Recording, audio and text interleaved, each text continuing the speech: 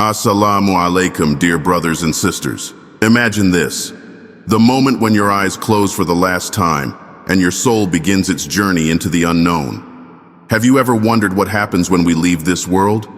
What will our souls experience? Where will they go? Today, we're diving into one of the most profound topics in Islam, the journey of the soul after death. This is not just about the hereafter. It's about preparing our hearts and actions now so we can face that moment with peace and certainty. Let's explore this incredible journey together in light of the Quran and Sunnah. The moment of death is one of the most significant events in a person's life. It is the transition point where the soul departs from the body and begins its journey to the afterlife. For believers, this is a deeply spiritual moment, filled with profound meaning and divine intervention.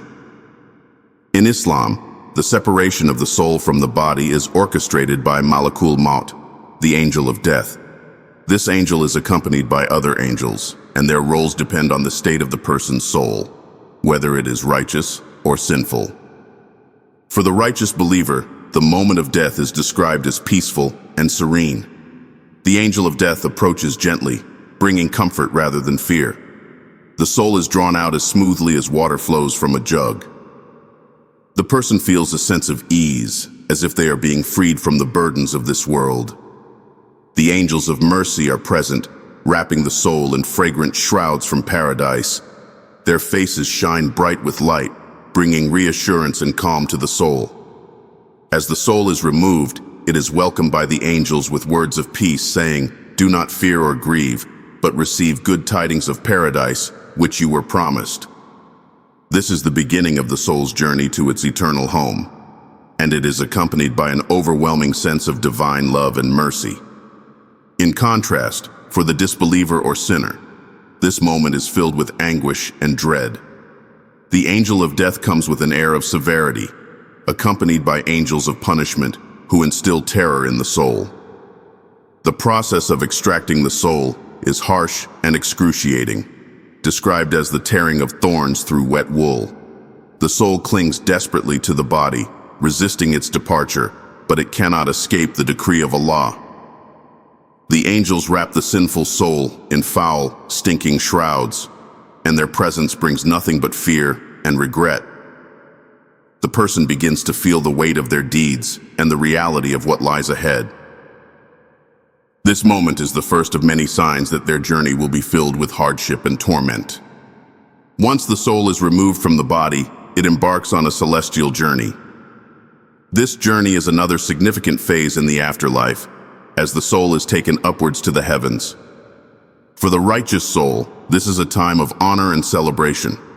The angels carry the soul with care and reverence, ascending through the layers of the heavens. At each gate, the soul is greeted by the angels stationed there. They ask, "Who is this?" The accompanying angels reply, "This is so-and-so, the son of so-and-so," calling them by their best names. The gates of heaven open for the soul, and it is welcomed with joy and blessings. As the soul continues its ascent, it reaches the presence of Allah, where it is recorded in Illiyun, the register of the righteous. This is a moment of great honor, as the soul is acknowledged by its creator and assured of its place in paradise. After this, the soul is returned to the grave, where it awaits the next phase of its journey. For the sinful soul, the journey to the heavens is starkly different. When the angels attempt to carry the soul upward, the gates of heaven remain closed to it.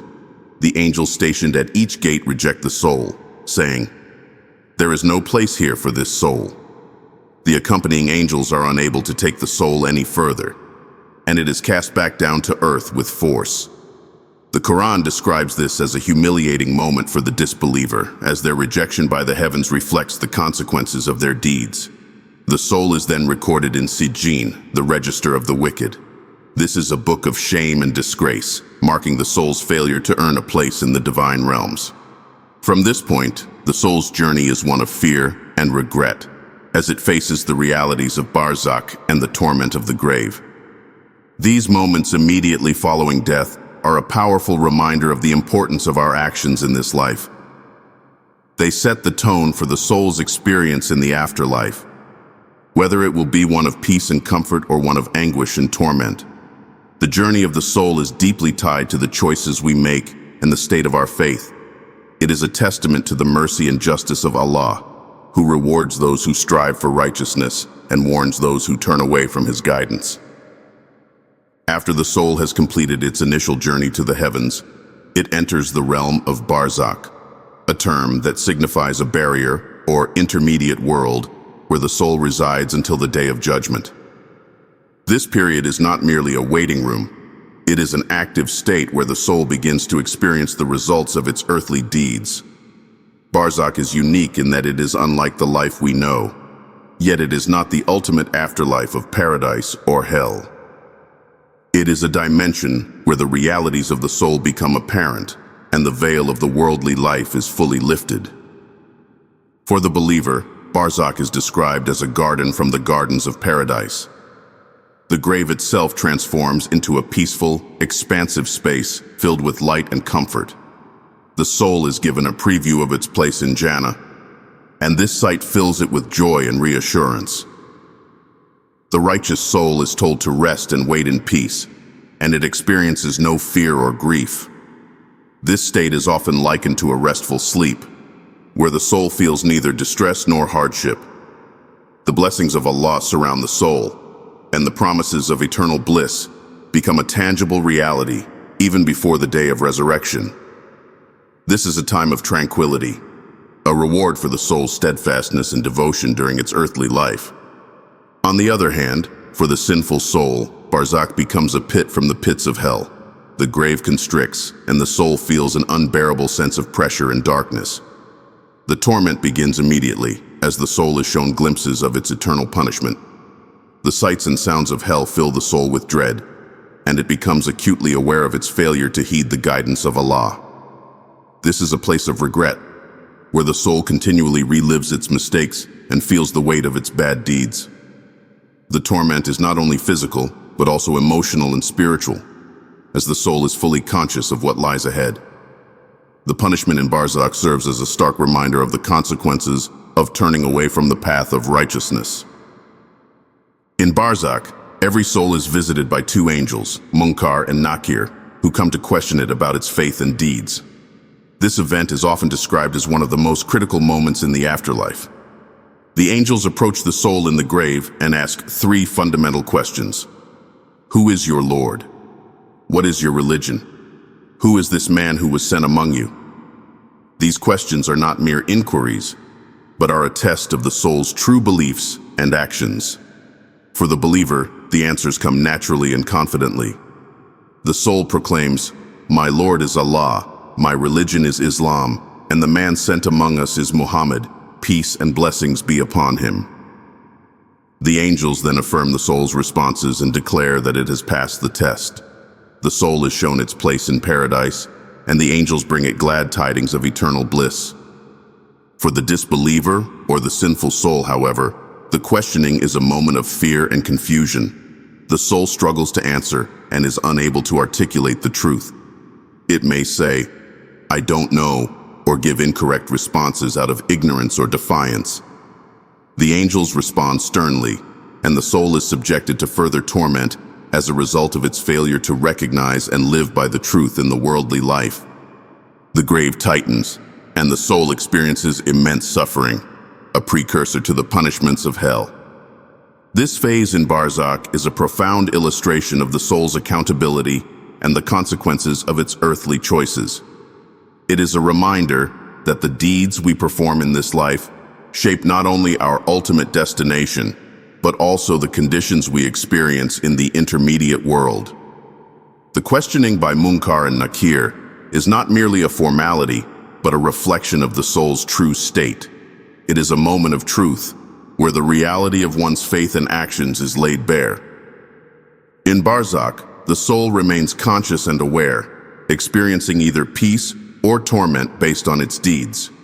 This awareness extends to a spiritual connection with the living world.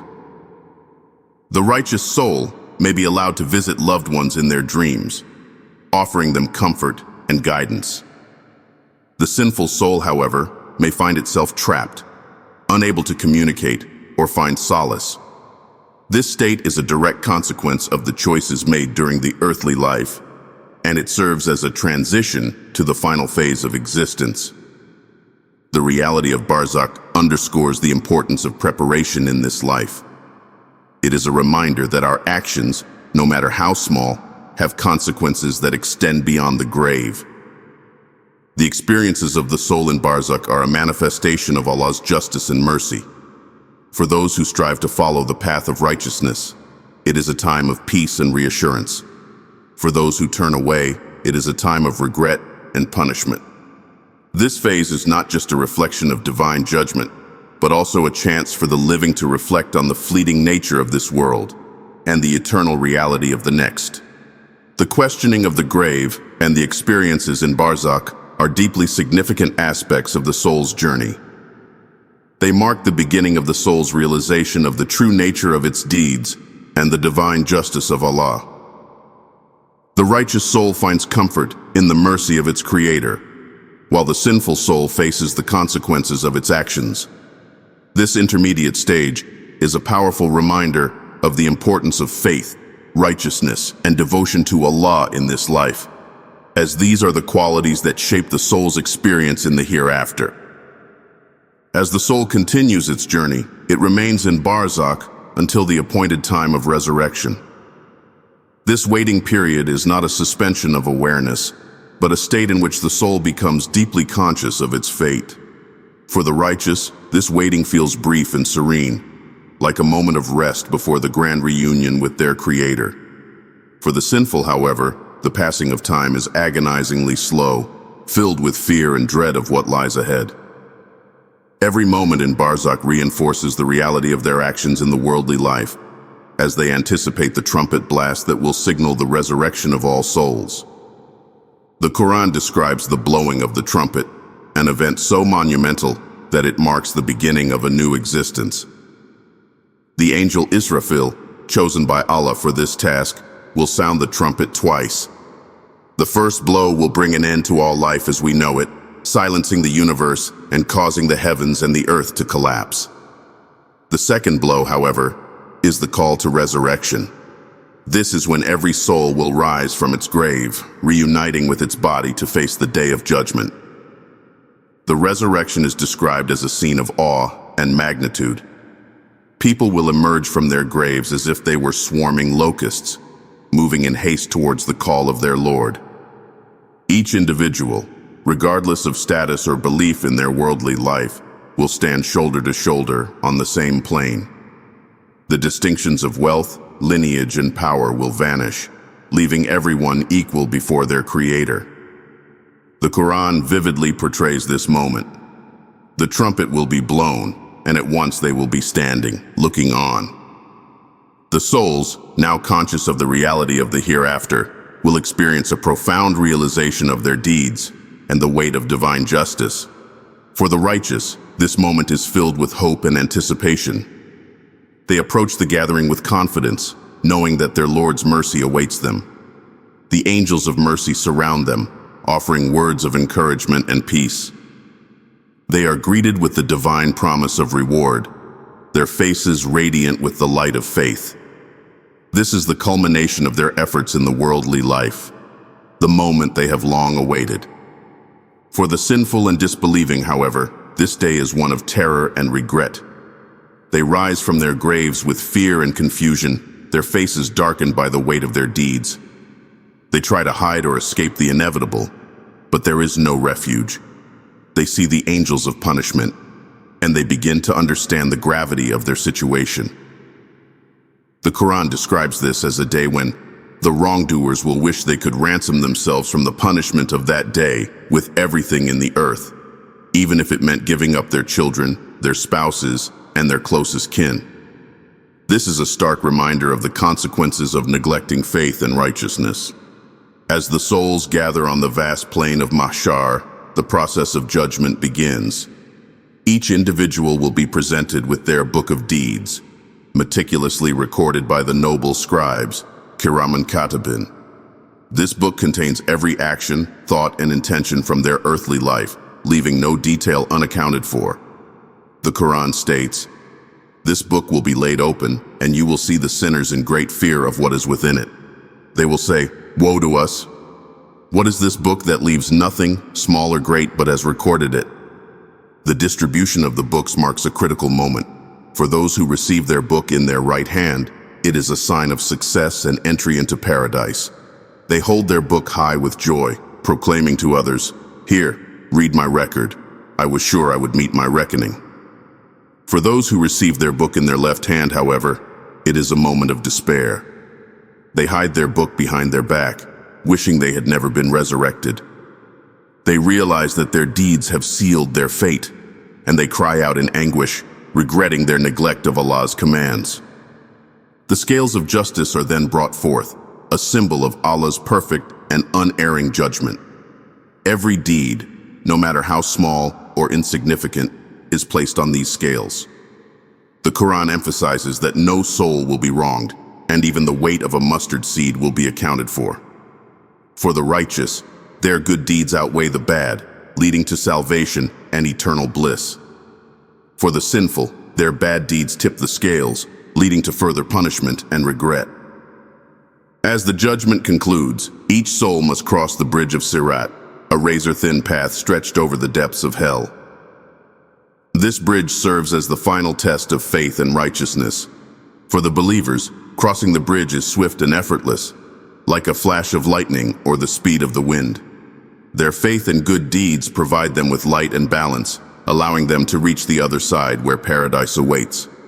For the sinners, however, the crossing is perilous. They stumble and falter, weighed down by their sins. Some manage to cross after great struggle, while others fall into the depths of hell. The Quran and Hadith vividly describe the scenes of paradise and hell, giving a glimpse of the soul's ultimate destination. Paradise is a place of eternal peace and joy, where the righteous are rewarded with gardens beneath which rivers flow, adorned with treasures and surrounded by loved ones. The greatest reward, however, is the vision of Allah, a moment of unparalleled bliss for the believers. Hell, on the other hand, is a place of torment and regret, where the sinful are purified of their transgressions or face eternal punishment depending on Allah's decree. This journey, from the moment of death to the crossing of the Sirat, is a powerful reminder of the transient nature of this world and the eternal reality of the hereafter. It emphasizes the importance of faith, righteousness, and preparation, urging every soul to strive for the mercy and forgiveness of Allah. The experiences of the soul in the hereafter are not only a manifestation of divine justice, but also a testament to the immense mercy and compassion of the Creator, who has provided ample guidance and opportunities for salvation. Paradise, or Jannah, is the ultimate reward for the righteous. It is a place beyond human comprehension, described in the Quran and Hadith as a realm of eternal bliss, peace, and unimaginable beauty. For those who have lived their lives in submission to Allah, Jannah is the fulfillment of their deepest hopes and desires. The Quran paints vivid pictures of paradise, gardens filled with lush greenery, rivers flowing with water, milk, honey, and wine, and palaces adorned with jewels and treasures. These are just glimpses of its splendor, as the reality of Jannah is beyond what any human mind can imagine. For the soul that enters Jannah, the journey reaches its joyful climax. The believers are welcomed with greetings of peace by the angels, and they find themselves in a place free from pain, sorrow, and hardship. They are reunited with loved ones who were also righteous, and they enjoy an existence where every wish is granted by the grace of Allah. The Prophet Muhammad, peace be upon him, said, "In paradise, there are things no eye has ever seen, no ear has ever heard, and no mind has ever imagined." This highlights the unique nature of Jannah, where the human experience is elevated to a divine level. One of the most profound aspects of Jannah is the presence of Allah. The believers are granted the ultimate reward, the chance to see their Creator. This vision surpasses every other joy in paradise, as it is a moment of pure spiritual ecstasy. In this encounter, the believers feel an unparalleled sense of closeness to Allah, an experience that validates all their efforts and sacrifices in the worldly life. The Quran describes this reward as faces that day will be radiant, looking at their Lord. It is a moment of ultimate connection, a reward that no material blessing can compare to. For the sinful soul, however, the reality of hell, or Jahannam, is a stark and terrifying contrast. Jahannam is a place of intense punishment, where the consequences of rejecting faith and living in disobedience to Allah are fully realized. The Quran describes hell as a place of scorching fire, boiling water, and unbearable agony. The punishments are both physical and spiritual, designed to make the soul keenly aware of the gravity of its misdeeds. Those in hell are filled with regret and sorrow, longing for a second chance to return to the world and correct their ways. The torment of Jahannam is not just physical, but also psychological. The soul is consumed by remorse as it recalls the opportunities it had to follow the guidance of Allah. It sees the righteous enjoying the blessings of paradise, intensifying its sense of loss and regret. Yet even in the midst of punishment, Allah's mercy is evident. For many sinners, hell serves as a place of purification, a means to cleanse the soul of its transgressions before it is eventually admitted into paradise. This demonstrates the balance of Allah's justice and mercy, ensuring that no soul is punished beyond what it deserves. The conclusion of the soul's journey is a reminder of the ultimate purpose of life. The experiences in paradise and hell emphasize the transient nature of the world and the eternal significance of the hereafter. The trials and pleasures of this life are fleeting, while the rewards and consequences of the hereafter are everlasting. This realization calls for reflection and preparation, urging every individual to prioritize their relationship with Allah and their actions in this world. The soul's journey, from its creation to its return to Allah, is a testament to the divine plan. It is a narrative filled with opportunities for redemption, growth, and ultimate fulfillment. For the believer, it is a journey toward eternal peace and happiness. For those who falter, it is a reminder of the mercy of Allah and the potential for transformation and forgiveness. The Quran repeatedly calls humanity to reflect on this reality, to prepare for the day when every soul will meet its Creator and be held accountable for its deeds. As this journey comes to an end, the lessons for the living are clear. This life is a test, a brief moment in the grand scheme of eternity. Each choice, action, and intention contributes to the final outcome of the soul's journey. The path to success lies in seeking Allah's pleasure, following His guidance, and striving for righteousness in all aspects of life. The soul's ultimate destination, whether it is the eternal bliss of Jannah or the purification of Jahannam, is a direct reflection of the choices made in this life.